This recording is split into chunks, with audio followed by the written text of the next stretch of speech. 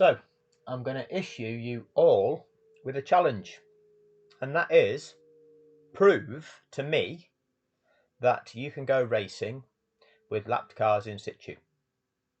Prove it to me. And when I say prove it, you show me the Formula One rules and regulations which state that that is a option. And proof isn't Martin Brundle on every Grand Prix saying, "Oh, I don't think they have to let the lapped cars through. It's not mandatory. I don't think." That's you not thinking, Martin. Okay, that's you being paid to present something. Okay, that's not the truth. Okay, so that's not proof. But that's normally on a wet day in Spa. Okay, so that anybody that doesn't understand, Martin Brundle saying that, performing his Jedi mind trick on you, does not constitute proof as to that being a possibility in Formula One. And let me take you through this, because some of you really are not getting this. We have Article 15.3 that everybody thinks they're familiar with. And what does Article 15.3 says? It says the clerk of the course, which is the man that's in charge of declaring the race circuit to be safe, right? The clerk of the course shall work in permanent consultation with the race director. Okay, the race director shall have overriding authority in the following matters, and the clerk of the course may give orders in respect of them only with the agreement of the race director. And we come down to D and E. So the race director can decide the starting procedure, whether that's going to be a standing start or a rolling start, right? Or whether they're going to begin the first few laps behind a safety car until things become safe to withdraw the safety car. That is the discretion of the race director. They are his options. There will be regulations which he will have to comply with when choosing which of those options to choose when starting the race. Okay, and the use of the safety car. And again, the race director is the person that can choose whether or not to use the safety car. And when he chooses to use the safety car, there are sets of procedures that he must follow when using that safety car. So the use of the safety car is all about there is a set of circumstances. Will I use the safety car? The track conditions are as such, the weather conditions are that there is a lot of spray. The visibility is poor. I will use the safety car, try and do a few laps behind the safety car to disperse the water, hopefully get rid of the spray, and then we can go racing. That is the race director's discretionary use of that safety car, overriding authority. There is a safety incident that needs to be dealt with. How do I deal with a safety incident? Shall I use just yellow flags? Shall I use the virtual safety car? Shall I use the safety car? Or shall I decide to red flag that race? That is the race director's discretion. There will be criteria which he will fulfill, which would be what he would determine would be the correct measure to deal with the incident. So if he chooses to use a safety car, then what he has to do is follow the procedures dictated by Article 48. This is in the 2021 regulations. When you go through them, it is quite clear, and the purpose becomes quite clear if you have the ability just to understand what is being said in 48. So it will just give you basic details about the safety car, that it's an FIA appointed driver who will drive it and carry a safety car observer.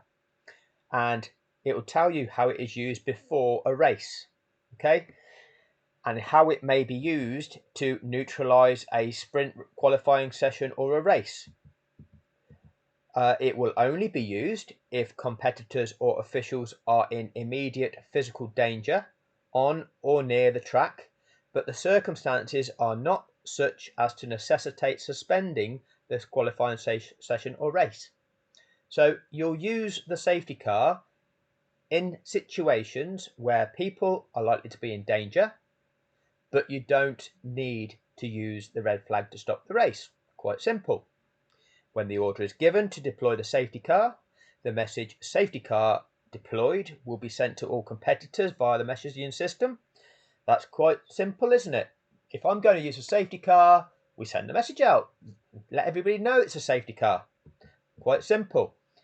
No car, once the safety car has been deployed, no car can be driven unnecessarily slowly. This is the notion of a delta, okay, or dangerously.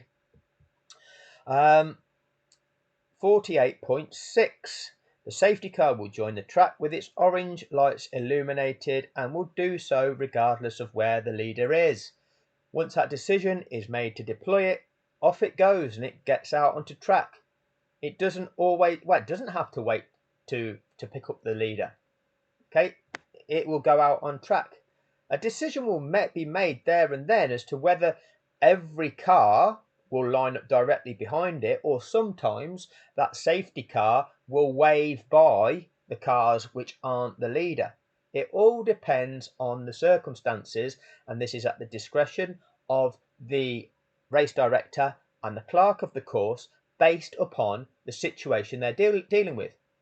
So if they want to put the safety car out and get every car really behind it and not let any car pass, that's what they can do. If, when it's deployed onto track, they are quite happy to say, right, if you're not the leader, you can carry on past us and we'll wait until we picked up the leader, they can do that too. Okay, but it's not, that bit is one of those things that they can assess. All competing cars must reduce speed and form up in line behind the safety car, no more than 10 lengths apart, in order to ensure that the drivers reduce speed sufficiently. From the time they've been sent the message "safety car deployed" by the messaging system, they've got to drive to the delta. Simple as that. That's all 48.7 says. With the exception of cases listed under A to H, you can't overtake. That's quite simple. You can't overtake under the safety car. These are the situations where you can't overtake. Where you can, for example, and these are when you either enter you're going through the pits and them little bits of road before the actual designated pit lane, because that pit lane's the bit when you've got your limiter on, but the bit until you get to the limiter and the bit from the limiter back to the track, you can actually accelerate a bit and be travelling faster than that safety car snake. These are little exceptions, and exceptions such as cars breaking down, or if a car is pitted, then these will result in changes of position. They're all detailed in the regulations. 48.9. When ordered to do so by the clerk of the course, the observer in the car will use a green light to signal any cars between it and the leader should pass. These cars will continue at a reduced speed without overtaking until they reach the line of cars behind the safety car. Now, in some races, what you will see is, so for example, in Italy 2022, you saw the safety car situation. I've done a video on it, and for a large period of that situation, because partly because of Max Verstappen, who was leading, pitted, what was the order behind that safety car was George Russell being the first car behind the safety car. And there came a point in time where the safety car let by George Russell and all the cars behind him, until Max Verstappen was that first car behind the safety car. What we saw in Abu Dhabi was when that safety car came out on track, the first car that engaged the safety car was Yuki Tsunoda, and then it was Pierre Gasly. And what the safety car did there was immediately put the greens on, saying, right, you guys can pass, you don't have to wait behind me, I'm green for you, you can go. And as soon as Lewis Hamilton was the first car behind it, that's when the red came on the safety car, and Lewis Hamilton was then the first car behind it. That's how they chose to deal with that specific incident. That was the quicker way of doing it. That was the quicker way of doing it, because what that did, that ensured that Lewis Hamilton was the first car in that safety car snake, and they didn't have to hold everybody until the field was bunched before then sending through the cars which weren't the leader. Okay, so what you end up with is a situation where you've got the safety car and then the leader of the race. This is ignoring lap runners at the moment. This is regardless of whether there are any lap runners or not. The safety car goes on track, and either every car that then catches up with that safety car has to wait in line behind it, but at some stage that safety car can wave by the cars that are not the lead car. But what it needs to achieve is it needs to have that leader as the first car behind it. Now that is at the discretion of the race director and clerk of the course as to when they achieve that and what they feel is the safest way of achieving that, and the safest way of releasing those cars which aren't the lead car. So 48.10, except under Article 48.12, which we will come to, and all 48.12 is how to achieve this if there are lapped cars in place. Okay, so we're dealing here, 48.10 is dealing with a race situation where all of the competitors are on the same lap. The leader has not made it around and lapped any of the other competitors. They're all on the same lap. What has happened is the safety cars come out on track. If originally it picked up a car which wasn't the lead car, those cars are released and sent off around to join the back. So what you'll have is a line of cars all in the correct race order, because there's no lapped cars, with the leader the first car behind the safety car. So 48.10 tells you that the safety car shall be used at least until the leader is behind it and all remaining cars are lined up behind him. Once behind the safety car, the leader must keep within 10 car lengths of it. So that's what 48.10 says. That is quite simple. You end up with a safety incident. Something has taken place and the race director deploys a safety car, and that safety car has to stay on track until the leader's behind it and all the other cars are lined up. So what has happened? There's a race going on, something's happened, the safety car goes out, that race is nullified.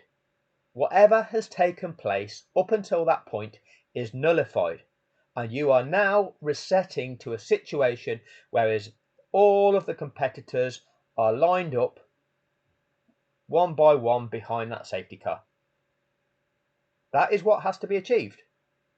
It says the safety car has to stay on track until at least that is achieved.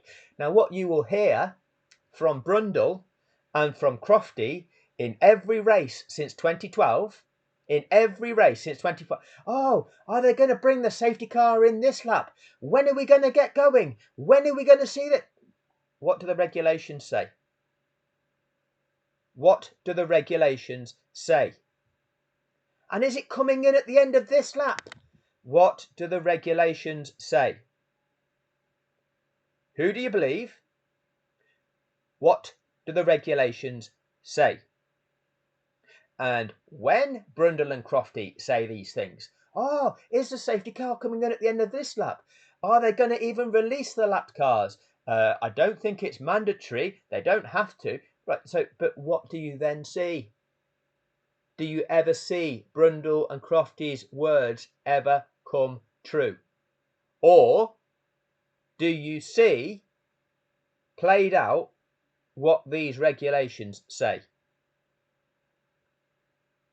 If you never see what they say actually take place, why do you believe it? Why do you think that's even a possibility? Because the expert says, so he must know, right? Because he must know, right? Because he must not know. What do the regulations say? These things that are in front of you now. We'll continue. 48.11. Under certain circumstances, the clerk of the course may ask the cars and the safety car to use the pit lane. Okay, that's fine. That's all that one says. 48.12. If the clerk of the course considers it safe to do so, and the message lapped cars may now overtake has been sent to all competitors via the messaging system, any cars that have been lapped by the leader will be required to pass the cars on the lead lap. If you're required to pass the cars on the lead lap, if you're required to pass, where's the option of staying where you are? If you're required to pass the cars on the lead lap, whence it's safe to do so, where's the option of staying there and starting racing with you staying there?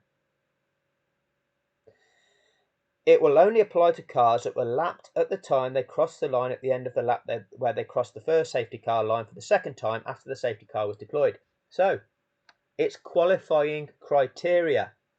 If you're a qualifying car, which means in that race before that incident you were lapped, or you only became lapped before that safety car crossed that first line for the second time, you unlap. You are required to unlap and take up your position in that correct race order. If you got lapped later in that safety car period, unlucky, you have lost out. You don't get the chance to unlap. You've lost out. That is the circumstance whereby you won't be given the opportunity to unlap, and when racing resumes, you have to get out the way. You get blue flagged in them circumstances. That's what the regulations state. It's not an optional, oh, can we just go racing with these lapped cars here? No, that's not allowed. It's only if these circumstances are what they are. If you are qualified to unlap, you are required to unlap. If you have got yourself lapped stupidly or because of misfortune such as a puncture or a damaged car, which has meant that that's what's been caused and it's been unlucky, you're not eligible to become unlapped. But that's detailed in the regulations. Having overtaken the cars on the lead lap and the safety car, these cars should then proceed around the track at an appropriate speed without overtaking and make every effort to take up position at the back of the line of cars behind the safety car whilst they are overtaking. And in order to ensure that this may be carried out safely, cars on the lead lap must always stay on the racing line unless deviating from it is unavoidable. Unless the clerk of the course considers the presence of the safety car is still necessary, once the last lapped car has passed the leader, the safety car will return to the pits at the end of the following lap. If the clerk of the course considers that the track conditions are unsuitable for overtaking, the message "overtaking will not be permitted" will be sent to all competitors via the official messaging system. So if the clerk of the course considers track conditions are unsuitable for overtaking, you can't overtake. You can't race. You're not racing if you're not overtaking. If the conditions aren't suitable for overtaking, that's because there's a safety concern. You're going to carry on lapping behind the safety car. But if the clerk of the course considers it safe, then they send the message, lapped cars may now overtake. You show me which regulation says you can resume racing with lapped cars in situ. The only lapped cars that can be in situ are the ones which do not qualify to be released. But if you are qualified to be released, you get released. That's it. 48.13. When the clerk of the course decides it's safe to call in the safety car, the message "safety car in this lap" will be sent to all competitors. It's safe, but it's safe after 48.12 has been completed. You can't jump steps. You cannot jump steps. That's not what... Does it say you can just... one will override another? No, this is a sequence of events. The safety car is deployed. All cars will line up behind the safety car. Any cars which aren't the leader get released. They will continue lapping behind that safety car until the clerk of the course deems it safe. Once it's safe, these cars get released. Once they are released, the safety car will stay on track until at least the end of the following lap. When it's safe, the message will come, safety car in this lap. You can't just pick and choose which one of those you're going to do. That's the sequence. That's the process. All the regulation is telling you this is the process that the race director will follow when he chooses to deploy that safety car. And what has been done to you, you have had the sport lie to you and confuse you because you didn't know, confuse you into thinking that, oh, this is all a jumbled up situation where they can do this, this, this, this, and this. Well, read the regulations. Take your time, read the regulations, and show me where you can go racing with lapped cars in situ, other than what I've just described as being the only lapped cars that can be left in situ are those which aren't qualifying to be released. But if you qualify to be released, it's a mandatory procedure that you get released. And for those of you that go, oh, it doesn't say mandatory, anything that's detailed there is mandatory. Is the word mandatory used for 48.9? Does it say mandatory? Does it say mandatory for 48.8? No, but it says you've got to do it. So you've got to do it, which means it's mandatory. Same with 48.12. It says you've got to do it. So you've got to do it, which means it's mandatory. So 48.3 tells you then the safety car will come in. 48.14, each lap completed while the safety car is deployed will be counted as a race lap. If the safety car is still deployed at the beginning of the last lap, then it will be a safety car finish. And then we move on to the virtual safety car. And that's the safety car regulations. You show me anywhere in the regulations which enable racing to be resumed with lapped cars in situ. With qualifying lapped cars, cars that qualify to be released, to not be released and racing resume. I dare you. That's not a dare, it's a challenge. Do it. Prove me wrong. Prove me wrong. But the trouble is, people have been conditioned. People have been lied to. People have been hyped up. Every Grand Prix they've watched where there's been a safety car, they've heard the lies of Brundle, they've heard the hype. They don't know, so they rely on the words of the presented expert. And they have then got that into their head. Oh, they don't have to release the lapped cars. Martin Brundle seems to think you don't have to do that. That's just an option. Oh, they've chosen to release them. But they don't have to. Oh, they've chosen to release them. Oh, but they don't have. Oh, they've chosen to release them. But you don't have to. Oh, again, they've chosen to release them. Funny that, isn't it? You show me when they have gone racing with lapped cars in situ when somebody has been eligible to release. And there are a couple of occasions, and I will give you the reasons why, because I know that too. So you show me in the regulations. You show me in the regulations where that is possible. I look forward to it. Look forward to somebody enlightening me. Thanks for your time.